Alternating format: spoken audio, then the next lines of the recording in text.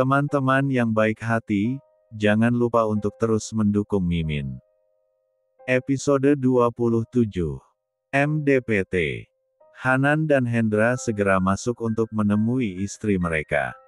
Sementara itu Bimo dan Nova masih berdiri di sana. Nova, kamu tenang ya. Secepatnya kita akan menyingkirkan wanita itu dari kehidupan Hanan, bisik Bimo pada Nova. Nova menatap lelaki baya itu dengan tatapan tajam, buktikan ucapan Om, aku tidak ingin selalu direndahkan oleh Mas Hanan. Lebih baik batalkan saja kerja sama Om dan Papa aku. Aku juga bisa mendapatkan lelaki jauh lebih dari anak Om yang sombong itu. Tekan Nova. Wanita itu merasa terhina oleh ucapan Hanan. Nova segera meninggalkan kediaman Bimo dengan hati kesal. Baru kali ini dirinya diabaikan oleh seorang lelaki, karena selama ini tak ada satupun lelaki yang mampu menolak pesona dirinya. Sementara itu Hanan dan Hendra menghampiri kedua wanita itu yang sedang duduk santai di pinggir kolam sembari merendam kaki mereka. Saat Alia melihat kedatangan Hanan, ia segera ingin berdiri. Namun, Resa menahannya. Jangan takut Alia, dia Mas Hanan, dia suami kamu, ucap Resa dengan lembut. Tetapi, dia. Alia menatap Hanan dengan tatapan takut dan netra berkaca-kaca. Ternyata wanita itu kembali mengingat peristiwa kelam itu. Tenanglah, dia sekarang sudah menjadi suami kamu, dan dia sangat menyayangimu. Kamu jangan takut ya. Resa berusaha untuk meyakinkan teman barunya itu. Hanan yang melihat Alia ketakutan, ia tak berani mendekat. Hanan hanya berdiri dari beberapa meter saja. Res, bagaimana keadaan Alia? Tanya Hanan saat Resa menghampirinya. Alhamdulillah sudah banyak kemajuan, aku bilang juga apa, Alia hanya butuh teman cerita dan berbagi. Mas Hanan tidak perlu khawatir saat melihat reaksi Alia yang takut pada Mas Hanan, itu tandanya dia sudah bisa kembali mengingat hal yang sebenarnya. Alia hanya butuh waktu untuk memaafkan, jelas Resa. Ah syukurlah, tapi bagaimana caranya aku untuk bicara dengannya? Tanya lelaki itu bingung harus bersikap. Pelan-pelan saja Mas, jika dia masih enggan bicara, coba mengalah dulu. Baiklah, terima kasih ya Res. Besok kamu masih mau untuk menemani Alia, kan? Tanya Hanan sangat berharap Resa dapat menemani Alia hingga benar-benar sembuh. Tenang saja, Mas, aku akan menemani Alia hingga dia benar-benar sembuh.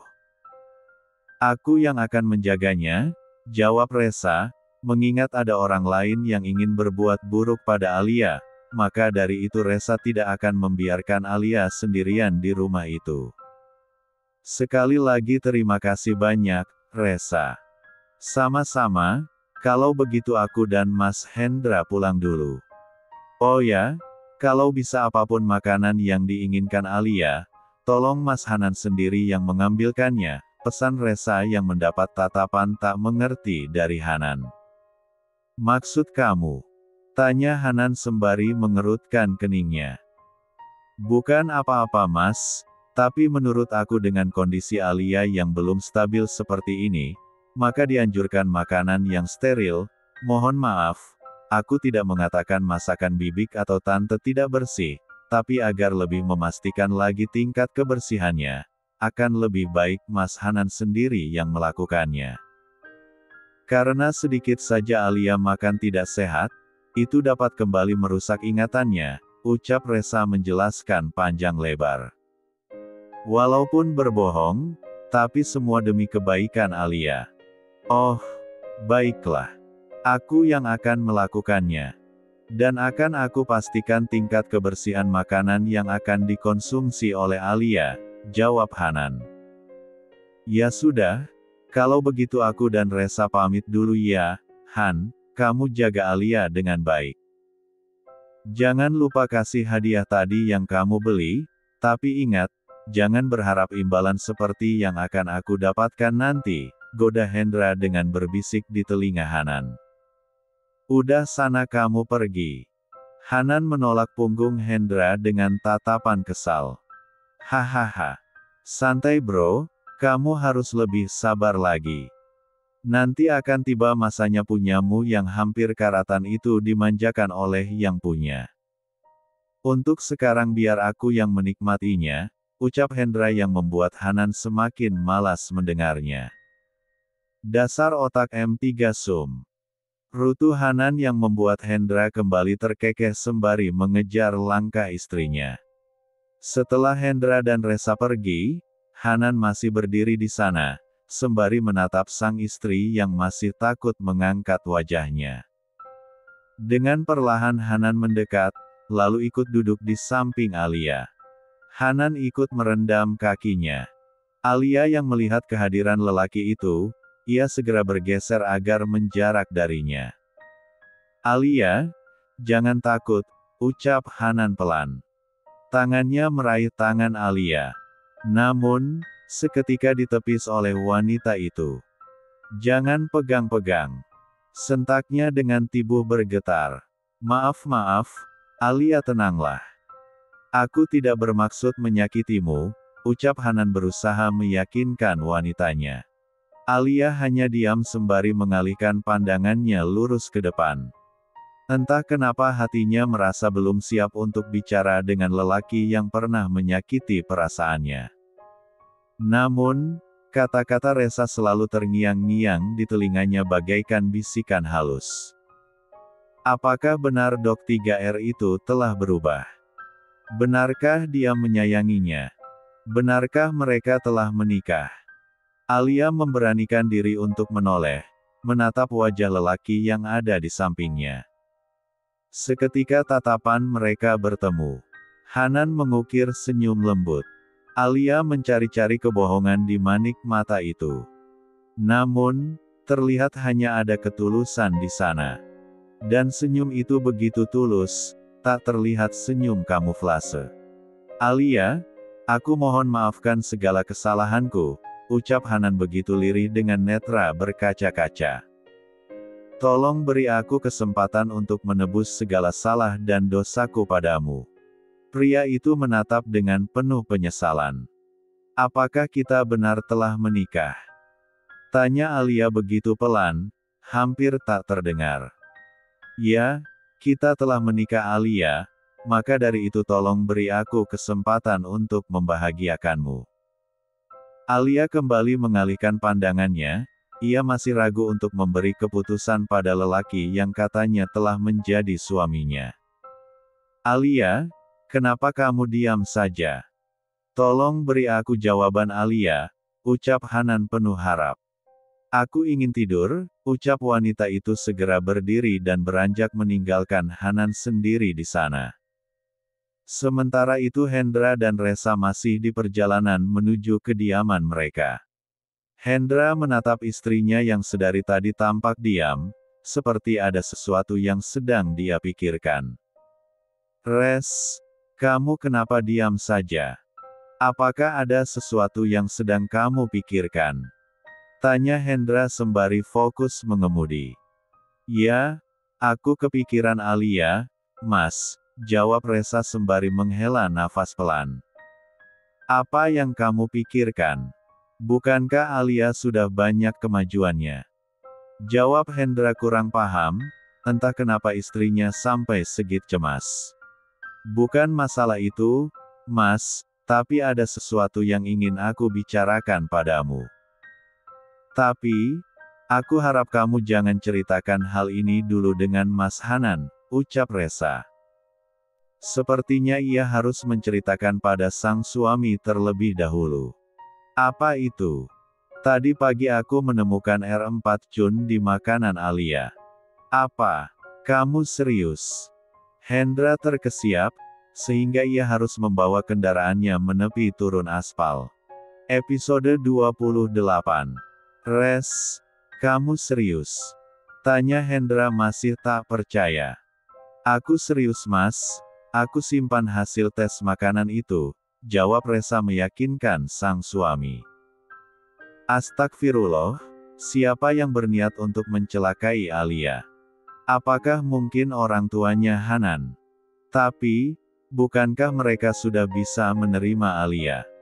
Hendra bertanya sendiri. Aku juga belum tahu siapa orangnya, Mas. Aku sengaja menyembunyikan hal ini agar orang di rumah itu tidak menaruh curiga. Dan itulah sebabnya aku meminta Mas Hanan yang menyediakan makan untuk Alia, jelas Resa. Baiklah, kalau begitu kamu terus selidiki siapa pelakunya. Jika kamu sudah mengetahui, maka segera beritahu aku, pesan Hendra pada istrinya. Baiklah, tolong jangan beritahu hal ini dulu pada Mas Hanan, sebelum aku mendapatkan buktinya. Oke, tapi kamu harus terus kabari aku. Dan kamu juga hati-hati makan apapun di sana, karena sudah pasti orang itu juga menaruh benci padamu. Karena kamu selalu bersama Alia, ucap Hendra mengingatkan Resa agar lebih-lebih hati-hati. Baiklah. Hendra kembali menjalankan mobilnya untuk menuju pulang. Pria itu sudah tak sabar ingin memberi kejutan pada istri cantiknya. Entah kenapa hatinya selalu berdebar saat mengingat momen romantis itu. Apakah Resa senang dengan kejutan itu? Atau malah sebaliknya, bagaimana jika Resa tidak suka dan marah? Lelaki yang berumur 30 tahun itu begitu nervous. Entahlah, entah apa yang membuat hati dan jantungnya tidak tenang. Sementara itu Hanan menyusul Alia masuk ke kamarnya. Ia melihat wanita itu sudah meringkuk di atas ranjang. Hanan membiarkannya untuk istirahat siang, ia segera menuju kamar mandi untuk membersihkan diri. Selesai mandi, Hanan keluar dari kamar mandi hanya menggunakan H4 nduk yang melilit tibuh bagian B4 wahnya. Alia yang sudah duduk seketika menjerit histeris saat melihat pemandangan itu. Tidak. Jangan. Tolong jangan lakukan itu. Pekiknya dengan isakan, sembari menyembunyikan wajahnya di kedua tangannya yang terlipat di lutut. Hanan bingung harus melakukan apa, ia segera mengambil pakaiannya dan dengan cepat mengenakannya. Alia, lihat aku. Hei. Hanan mengusap rambutnya dengan lembut. Pergi. Jangan S3 entu aku. Ucapnya menepis tangan Hanan dengan kasar. Dek, hei, lihat aku. Hanan tak kuasa menahan rasa perih di hatinya saat melihat sang istri masih begitu takut dengannya.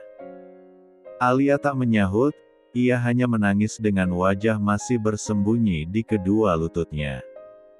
Hanan menghela nafas dalam, ia segera keluar dari kamar agar Alia tak takut lagi. Hanan duduk di kursi meja makan sembari menikmati secangkir kopi hitam. Pria itu melamun dalam keseorangan. Ada apa, Hanan? Tanya Evi ikut duduk berhadapan dengan sang putra. Tidak apa-apa, Ma, jawab Hanan yang belum siap untuk bercerita kepada sang mama. Han, tadi kamu dan Nova cekcok. Tanya wanita baya itu, yang mengira Hanan menyesal karena telah bicara kurang baik dengan Nova. Aku tidak merasa cekcok, karena aku tak merasa ada urusan apapun dengannya, jawab Hanan datar. Han, kamu kan tahu kondisi Alia yang seperti itu. Apakah kamu tidak berpikir untuk mencari pendamping yang sepadan denganmu? Apakah kamu tidak malu? Masa seorang dokter mempunyai istri yang terkena gangguan J1A, ucap Evi yang membuat Hanan menatap tak percaya, saat mendengar ucapan sang mama. Pria itu tak jadi menyesap kopinya dan kembali melekatkan di atas tadah. Maksud mama apa? Tanya Hanan. Sebenarnya ia sudah tahu kemana arah pembicaraannya. Maksud mama, apakah tidak lebih baik kamu menikah lagi? Jawabnya yang mendapat kekahan kecil dari Hanan. Sampai kapanpun aku tidak akan pernah menikah lagi. Aku tidak akan pernah menduakan Alia. Jadi, mulai sekarang Mama stop memintaku untuk menikah lagi, jawab Hanan dengan tegas. Han, Mama hanya ingin yang terbaik untukmu. Sampai kapan kamu bisa bertahan dengan istrimu, yang tak bisa melakukan apapun untuk dirimu? Dan bahkan dia tak bisa mengurusi kamu. Ma, aku sudah katakan bahwa aku akan mempertahankan Alia. Dan sekarang Alia sudah banyak kemajuan, aku yakin tidak akan lama lagi dia pasti sembuh. Andaipun dia tidak bisa sembuh, aku sudah berjanji tidak akan pernah mengkhianati pernikahan kami, jelas pria itu yang segera beranjak dari tempat duduknya. Evie tak bisa bicara lagi. Dia hanya bisa menghela nafas kasar. Aku tidak akan membiarkan anakku menghabiskan hidupnya hanya untuk merawat wanita G1 lah itu. Dengan cara apapun aku akan menyingkirkannya, gumam Evie dengan geram. Sementara itu di kediaman Hendra, saat pulang Resa tak langsung masuk kamar, tetapi ia segera menuju dapur untuk menyeduh 2 cangkir minuman hangat. Tehnya, Mas, ucap Resa menaruh di atas meja yang ada di ruang tamu. Makasih ya. Hendra menerima dengan senyum begitu manis dan mengandung banyak arti. Kamu kenapa senyum-senyum gaje begitu Mas? Tanya Resa curiga. Hehe, nggak apa-apa. Kamu nggak pengen tukar baju? Emang kenapa? Jangan bilang kamu mau macam-macam. Ingat perjanjian kita ya, Mas, sebelum ada cinta di hatimu, jangan pernah berbuat di luar batas, ucap Resa mengingatkan kembali sang suami. Iya, aku selalu ingat. Tapi menurut aku bagaimana caranya bisa ada cinta di antara kita bila hubungan kita diberi jarak seperti ini? Bukankah adanya kontak F1 Sik membuat pasangan saling ketergantungan, dan di sanalah cinta mulai tumbuh, jawab Hendra mengatakan yang sebenarnya. Resa tak menyahut, sebenarnya mereka halal melakukannya, tetapi ia tak ingin ada penyesalan. Ia takut bila nanti Hendra tak bisa mencintainya. Tapi hati kecilnya merasa berdosa karena tidak memberikan hak sang suami. Sudah 3 tahun menikah hingga kini statusnya masih perawan. Ah, benar-benar luar biasa.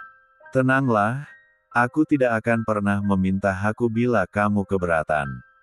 Aku akan sabar menunggu hingga waktu itu tiba, ucap Hendra yang segera beranjak masuk kamar. Ia segera membersihkan diri.